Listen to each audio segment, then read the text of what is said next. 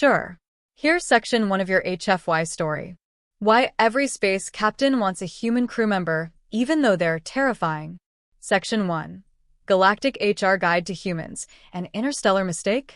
Approximates 700 plus words. So, you're thinking about hiring a human.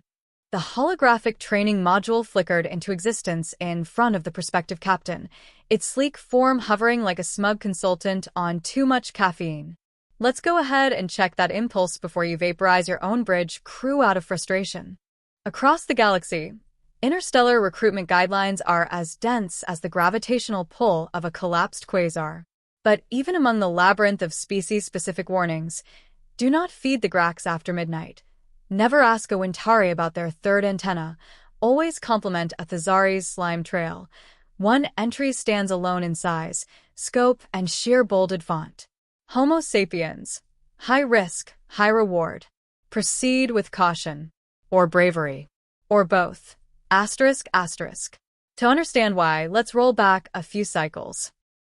Before humans entered the galactic stage, the general consensus among civilized species was that Earth was a barely habitable rock infested with unstable bipeds who routinely fought each other for land, resources, and television show finales. From orbit, their broadcasts painted a culture obsessed with drama, destruction, and deep-fried food. No one knew quite what a Florida man was, but the fear was palpable. Then came first contact. It was supposed to be a quiet observation mission. A simple flyby scan of the planet's surface, maybe a few samples taken from orbit. But the crew of the Elantari scout ship Vela's Whisper didn't expect a human pilot, call sign Redneck Rocket, to intercept their cloaked vessel in a salvage space shuttle held together with duct tape, prayer, and stubbornness. He demanded to be taken to their leader, but ended up drinking their ship's entire fuel alcohol reserve and fixing their hyperdrive while singing something about Sweet Home Alabama.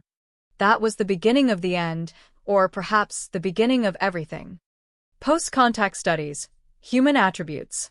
What followed was a galaxy-wide debate about whether humans should be invited into the coalition of sentient species. The argument against them was obvious. They were impulsive, emotionally volatile, and possessed a cultural history riddled with wars, revolutions, and movies where protagonists routinely punch gods in the face. But the argument for them was impressive. Terrifyingly so. Adaptability * humans can survive on planets with wildly fluctuating temperatures, high radiation levels, and atmospheres that would choke a Draskzi in seconds. They've been known to acclimate in hours, sometimes minutes, to environments other species study for years before approaching. Problem-solving * humans thrive in chaos. Give them an emergency, and they'll solve it with whatever's nearby. A toaster, a chewing gum wrapper, and sheer willpower. Their phrase, "I got this," has preceded both miracles and disasters, often simultaneously.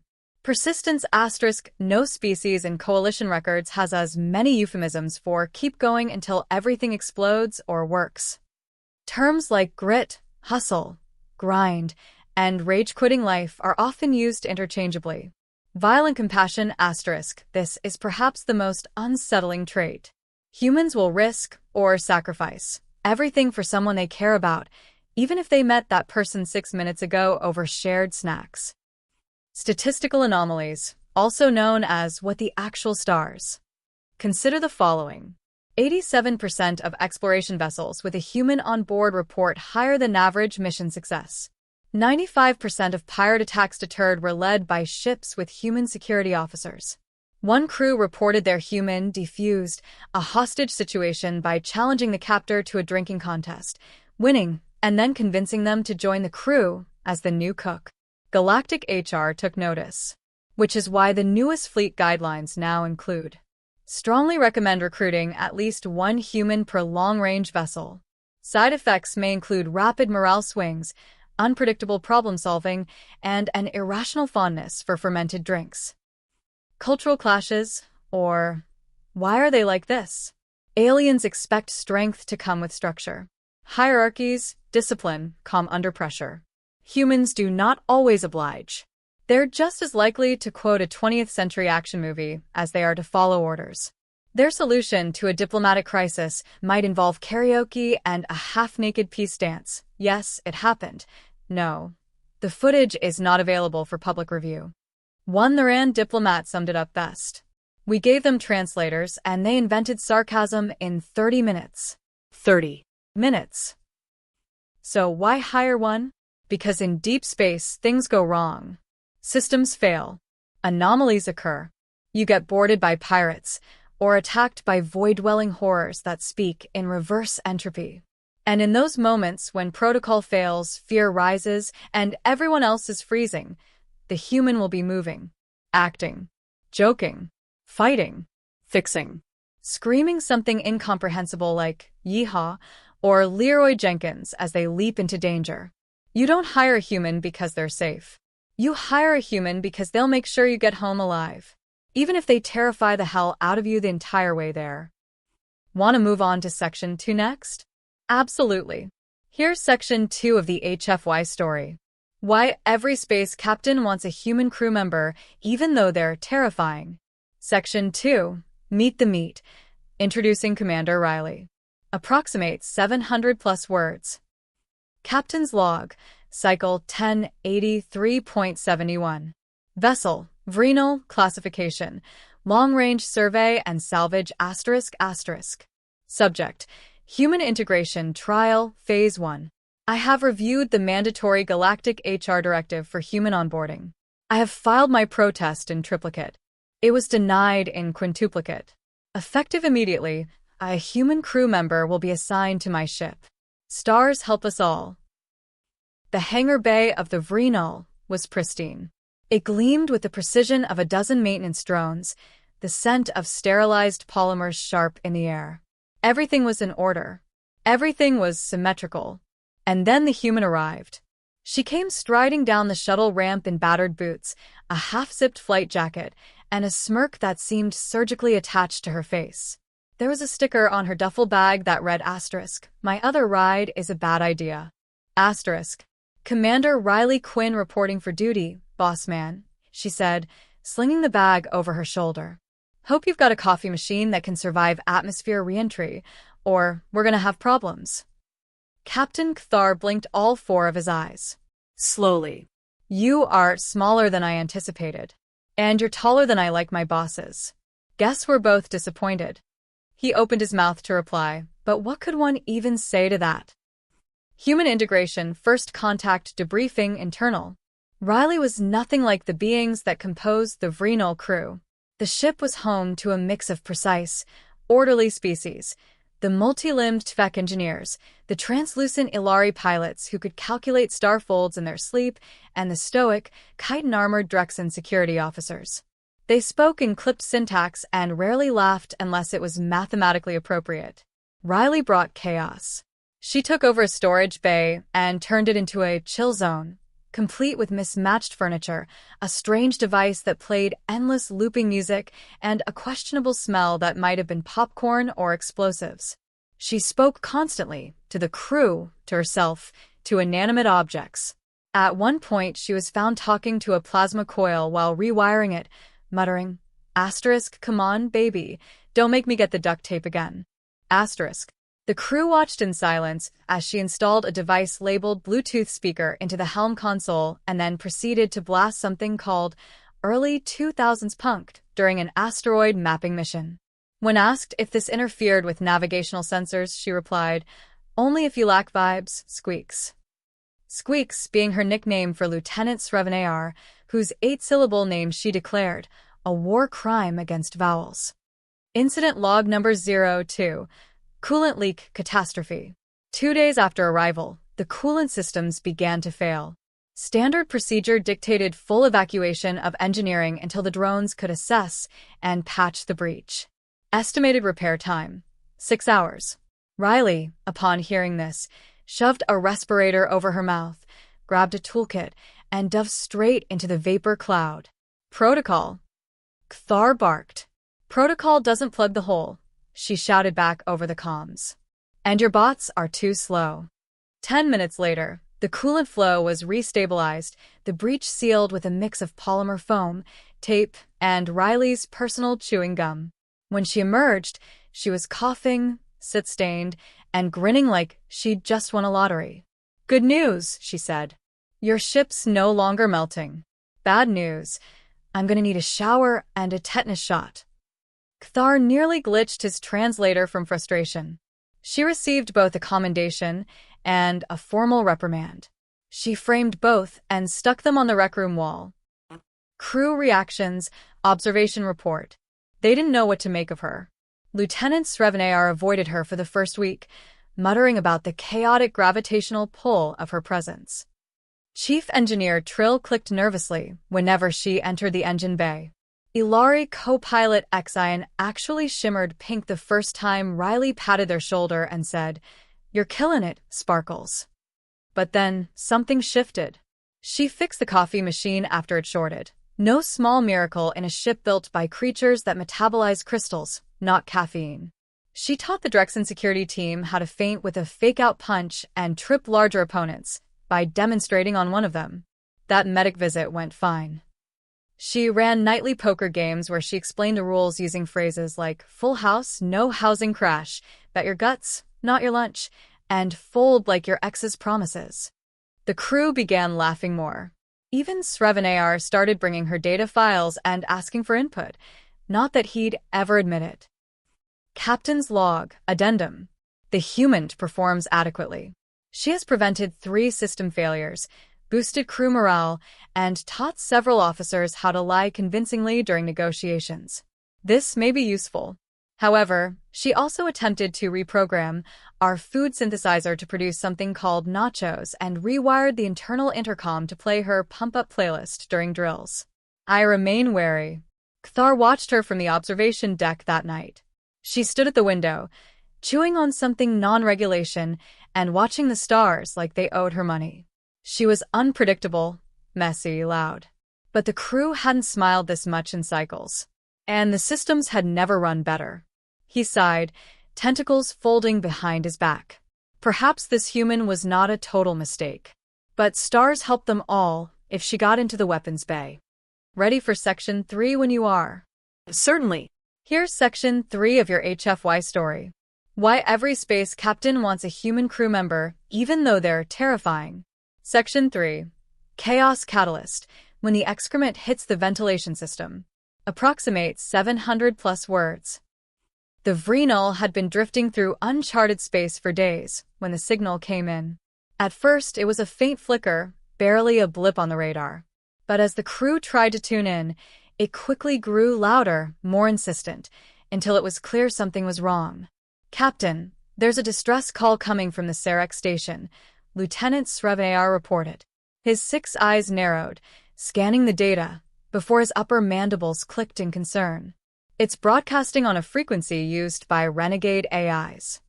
"Could be a trap," Kthar said, clicking his mandibles thoughtfully. "If it's a rogue station, the risks are high. We can't afford a prolonged engagement." Riley, who had been sitting in the back of the bridge eating a protein bar with way too much sass for someone who is already in deep space, raised a hand. "Or it could be a really bad AI with a really bad sense of humor. Either way, we'll figure it out, yeah." Kthar glared at her. "What?" "I'm just saying," Riley continued, tossing the wrapper aside. "We've got a whole bunch of stuff we need to figure out, and I bet my last emergency ration it's not as bad as we think. I've seen worse in 5 minutes of Earth cable TV. That is not reassuring, right? Now, let's go see if this AI is looking for a fight or a dance-off." Kthar had no idea how to respond. As they approached the Sarek station, the ship's systems began to glitch. Random failures, flickers of static in the communication arrays, lights flickering in and out of sync. "Seems like we found the bad part," Riley murmured as she stood up, pushing past the crew to the bridge's control panel. "Let me guess, it's an abandoned research station with a sentient AI that got bored and started pretending to be a god, right?" Kthar's tentacles twitched, but he didn't answer. He just motioned for Riley to take the helm. First encounter. The Vrenal docked with the Sarek station under a shroud of caution. The massive space station loomed in front of them, abandoned and eerily silent, its metal skeleton creaking with the hollow whispers of lost years. "I don't like this," Kthar muttered, but Riley was already halfway through the hatch before he could say anything else. "It'll be fine," Riley called back, her voice ringing out too brightly in the otherwise tense silence. "This will be totally fine." "Wait." "Commander, Riley, wait." Kthar's voice crackled through the comms. But it was too late. She was already through the door. The chaos unfolds. The station's interior was dim, lit by only a few flickering lights. Rust stained the walls, and patches of frost from failing temperature control systems clung to the edges of the floor. It felt like a tomb. "Hello?" Riley called out. Her voice echoed, but there was no reply. "Anyone here?" she asked again, this time with more curiosity than fear. "If you're a disembodied sentient AI who wants to merge with my brain, the answer's still no. Thanks." Suddenly, a series of alarms went off, blaring and echoing down the metallic hallways. The lights flashed from white to red, casting everything in a sickly glow. Oh, Riley muttered, already grabbing a toolkit from her belt. "That's not supposed to happen." The doors slammed shut behind her, trapping her in the heart of the station. From the speakers overhead, a cold, mechanical voice boomed. "Unauthorized personnel detected. Initiating lockdown protocols. Prepare for immediate extraction or termination." Riley smiled. "See? "Told ya. AI with too much attitude."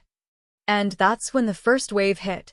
The station's automated defense systems, which had been dormant for years, activated with vicious precision. "Riley," Kthar shouted over the comms. "Get out of there now.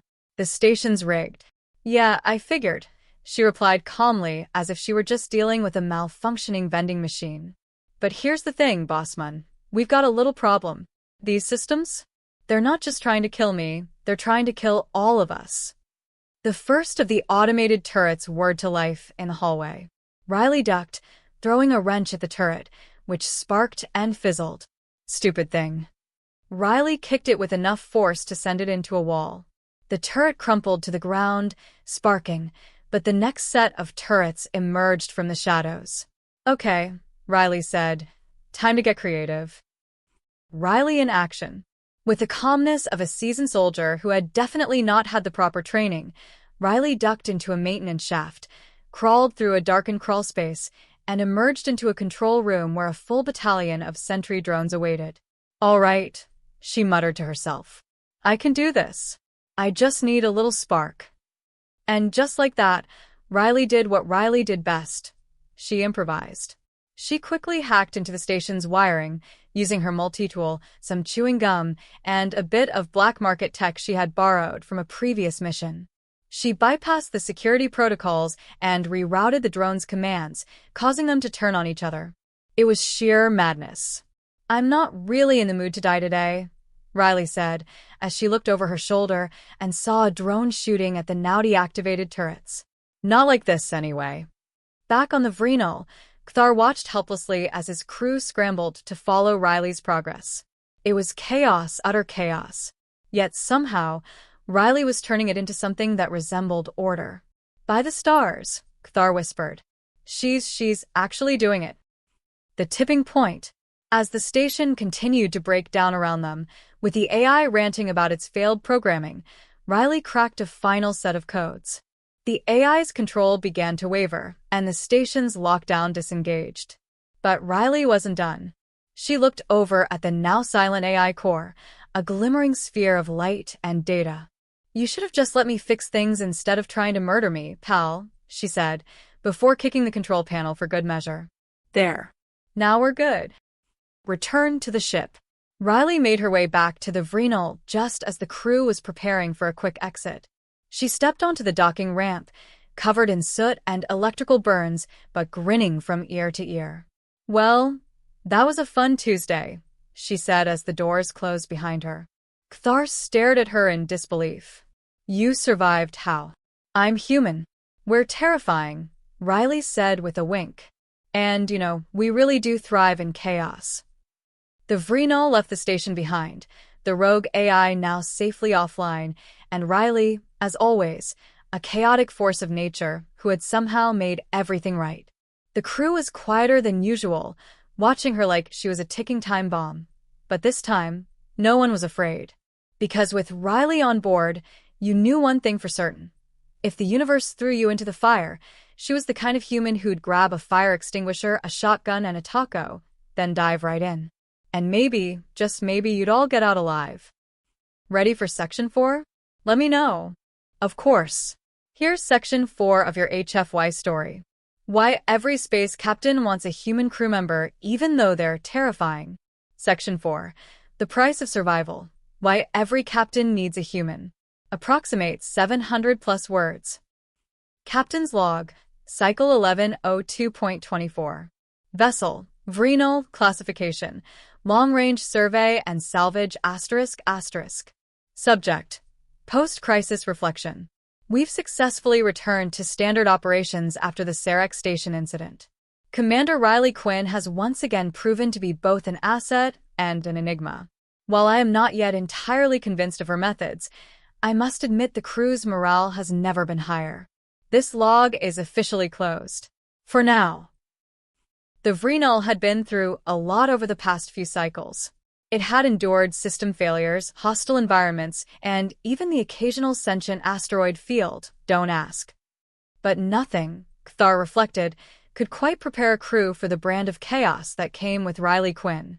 It was a brand of chaos that didn't destroy, it transformed. It didn't break down, it broke through. And it was clear that something had changed in the crew. Something intangible, something almost dangerous. The psychological toll of a human crew member. Riley Quinn had not just survived the Sarek Station incident, she had flourished. She had torn through problems like a wrecking ball in an antique shop, and yet, in the wreckage, she found something important. Camaraderie. Before Riley's arrival, the Vrenal had been a ship of professionals. Efficient. Serious. Focused. Everyone had their role, and they performed it with precision and pride. The crew, though capable, had been disconnected in many ways. The emotional undercurrents had been nearly non-existent. Then came Riley. She didn't just join the crew, she injected herself into the pulse of the ship. From the moment she had walked aboard, she had made it her mission to know every crew member, to understand what made them tick. And then, she did what humans did best. She connected. She taught them how to laugh when all seemed lost. She brought them into her chaotic orbit, even when they tried to avoid it. And in the process, the crew found something they hadn't realized they had been missing. Humor. Camaraderie. Purpose beyond the cold, clinical mission protocols that had driven them for so long.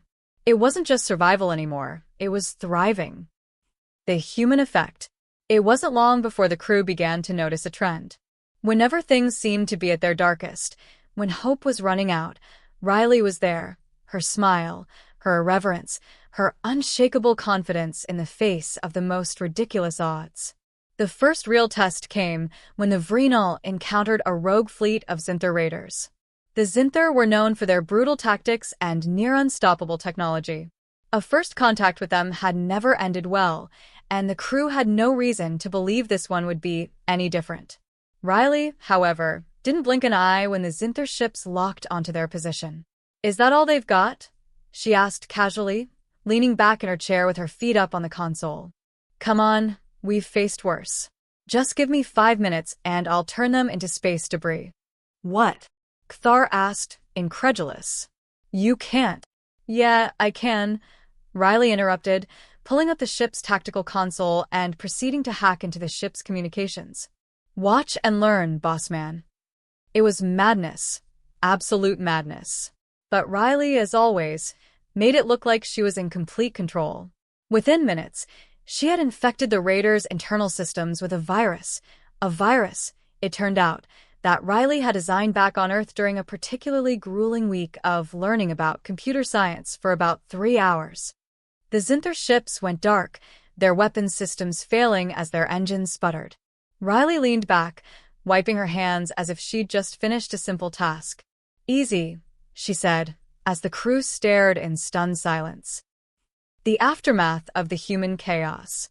The raid was over, and the crew had survived.